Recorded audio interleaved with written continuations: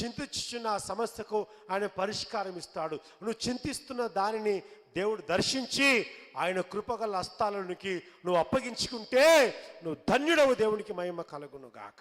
Yes, చూడండి మరొక మాట, మత్తయి సువార్త 10:30 చూద్దాం. అందరు తీయండి. మత్తయి సువార్త 10:30. మీ తల వెంట్రుకలన్నీ లెక్కింపబడి గట్టిగా చెప్పట్లు కొడదాం, బిగ్గరగా చెప్పట్లు కొట్టాల. ఏమంటున్నాడు? నీ తల వెంట్రుకలన్నీ లెక్కించబడ్డాయి. ఎవరిని లెక్క పెట్టారా? నీ భార్య తల లెక్క పెట్టినవా? తల వెంట్రుకలు. లేకపోతే నీ భర్త వెంట్రుకలు లెక్క పెట్టావా? నీ పిల్లల వెంట్రుకలు లెక్క పెట్టావా? ఎప్పుడైనా లెక్క పెట్టావా? ప్రపంచంలో ఎవరు లెక్క పెట్టలే ఇప్పటి వరకు. ప్రపంచ రికార్డులో ఎవ్వరు కూడా తల వెంట్రుకలు